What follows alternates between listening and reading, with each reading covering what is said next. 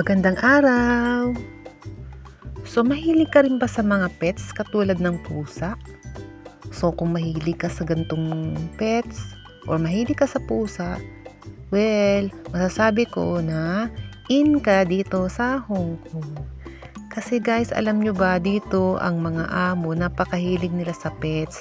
Una na ang aso, kasunod ang pusa or halos pantay sila. So, pag mahilig ka sa gantong pets, so syempre isang katangian na yan na pasok na pwede ka nilang kuwaning helper dito sa Hong Kong. So, ako mahilig talaga ako sa mga hayop, hindi lang sa pusa. So, lahat ng klase ng hayop na pwedeng alagaan sa bahay is kaya kong paamuhin, kahit paibon yan. So guys, ganun talaga ako, magaling ako magpaamo. So, pag ganyan, pwede kayong mag-apply dito sa Hong Kong. Siyempre, all around helper din kayo. So, isa lang yan sa mga isa pang requirements para matanggap ka dito sa Hong Kong.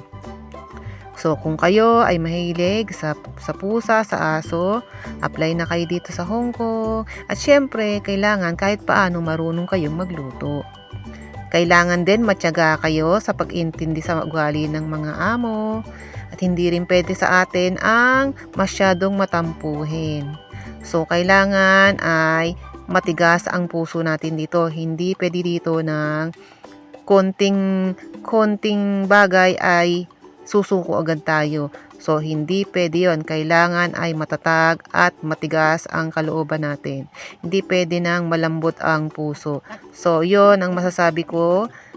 Kung kayo ay gusto nyong mag-apply, apply na kayo dito sa Hong Kong. At I'm sure, matutuwa kayo dito dahil maraming magagandang mga pets dito na pwede nating alagaan. Mga pets ng ating amo. So, yan lang guys. Salamat sa panonood.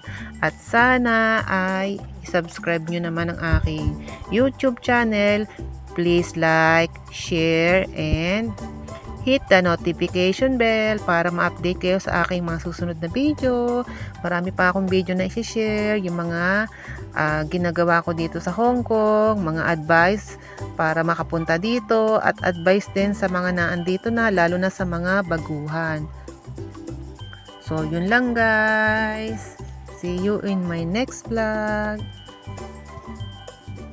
Thank you for watching.